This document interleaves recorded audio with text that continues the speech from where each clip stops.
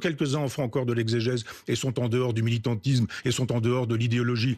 Il y a un moment donné, on est capable... Alors justement, en parlant d'exégèse, moi j'ai une petite citation à vous soumettre. C'est quelqu'un qui a écrit ça dans une interview.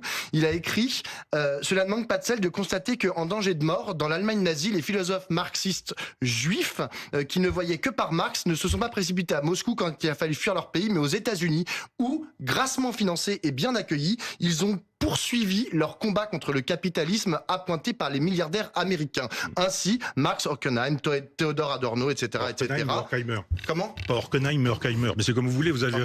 Allez-y. La fait... personne qui a écrit ça, c'est vous. Oui, je sais bien. Bah, heureusement, moi j'écris mes livres et je sais ce que je raconte. Je dis simplement... C'est pas un livre, c'est une interview. Oui, mais enfin, j'ai fait une université populaire dans laquelle j'ai enseigné ça. Ah oui, vous avez aussi dit que les Juifs inventent le génocide. Ça, c'était dans une tribune dans Le Point en 2012. Vous avez aussi dit le monothéisme juif a une violence intrinsèque exterminatrice et que les Juifs inventent le génocide. Vous faisiez l'exégèse d'un texte Il va falloir que vous appreniez... Ah bon, voilà, heureusement, que vous appreniez le sens du mot exégèse, et j'étais en train de rendre compte d'un livre de Jean Solaire qui disait ça. Non, alors justement, il y a beaucoup de gens... J'ai cherché...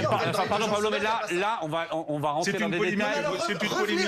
Non, mais alors si vous pensez... Quand vous associez les philosophes juifs qui ont fui aux États-Unis, que vous dites qu'en fait ils sont omnubilés par l'argent. Alors, j'ai pas dit ça. Oh bah si, c'est ce que vous dites. Omnubilé par l'argent, le mot omnubilé s'y trouve? Ah bah ça y est, moi j'ai pas à lire entre les lignes. Non mais je doute un peu de vos capacités à l'exégèse. Non mais je vous dis, ou grassement financés et bien accueillis, ils ont poursuivi leur combat contre le capitalisme. Il faut que Michel Onfray vous réponde, Pablo. Michel Onfray. Je vais vous apprendre des choses, ça vous fera pas de mal. Ces gens de l'école de Francfort, Horkheimer, puisque vous avez du mal à le prononcer, peut-être qu'on l'a fait des... Non, pas lui, pas lui. Si c'est écrit, c'est dans la liste. Il est dans la liste, il est dans la liste. Günther Anders. Je parle de l'école de Francfort. Oui, mais il y a aussi Günther Anders.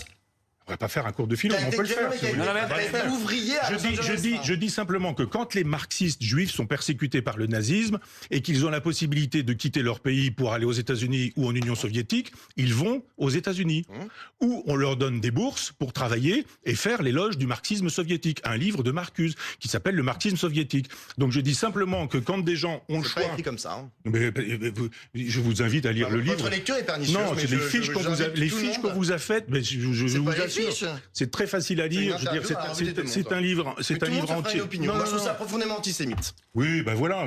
Ça fait des années que vos copains estiment que je suis antisémite en permanence. En même temps, vous avez vu ce que vous racontez sur Voltaire, sur Sartre, sur Jean Jaurès. Tout le monde est antisémite parce qu'il y a une petite phrase. Le problème, c'est que petite phrase. Mais moi, je trouve ça dramatique. Sartre qui défend Septembre Noir, une petite phrase. Mais vous savez, l'antisémitisme n'a jamais été structurant en fait dans la gauche. Alors qu'il a été à droite. Septembre Noir, c'est l'attentat contre la délégation israélienne aux Jeux Olympiques.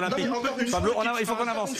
L'antisémitisme n'a jamais été structurant dans la gauche, alors qu'il l'a été dans la droite et dans l'extrême droite. Ou quoi? C'est une différence qui est très importante. Et moi, je trouve ça antisémite. Simone de Beauvoir travaille à Radio Paris. S'il vous plaît, messieurs, tout ce que vous racontez là, c'est dans le Figaro. Vous irez lire.